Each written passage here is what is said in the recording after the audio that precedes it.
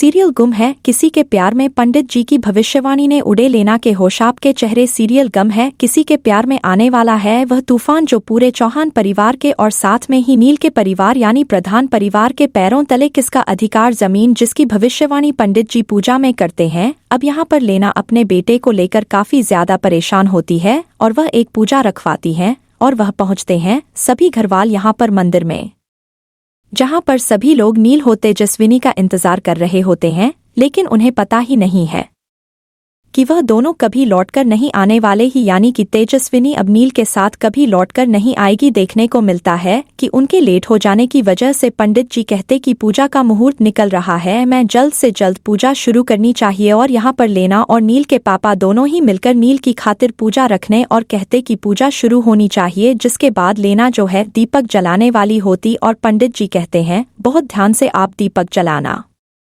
क्योंकि यह दीपक बुझना नहीं चाहिए जब तक यह पूजा हो नहीं जाती। और यहाँ पर दीपक जल रहा होता है और देखना होता है बहुत तेज हवा चल रही थी। तो दूसरी तरफ हो जाता है तेजस्विनी का बहुत बड़ा एक्सीडेंट, जिसकी खबर नील को मिलती है और नील वहां पर पहुंचता है और बार बार घरवाले उसे कॉल कर रहे होते हैं, ऋतुराज और सभी लोग, यश वगैरह सब मंजरी, लेकिन नील का कॉल लग नहीं रहा होता है। नील को होश भी नहीं होता है क्योंकि वह देख लेता है तेजस्विनी की डेड बॉडी। और तो दूसरी तरफ यहाँ पर एक्सीडेंट की 5 जस्ट यहाँ पर देखने को मिलता है कि वह जल रहा पूजा वाला दीपक बुझ जाता है और पंडित जी कहते हैं यह तो बहुत बड़ा अपशगुन हो चुका है, आपने इसके लिए पूजा रखवाई, उसकी जिंदगी बदलने वाले और उसकी जिंदगी में बहुत बड़ा तूफान आ चुका है। और ऐसा ही देखने को मिलता है कि नील को तो होश नहीं होता, लेकिन सभी यहाँ पर सावी कॉल रिसीव करती है, जैसे तैसे अपने अपने इमोशंस को कंट्रोल करके सभी उसको कॉल को रिसीव करती है और कहती है कि यहाँ पर एक्सीडेंट हुआ है तेजस्विनी का। जिसके बाद पूरा परिवार पूजा अधूरी रखकर वहां से भागता है। जब देखते हैं घर वाले पहुंचने तो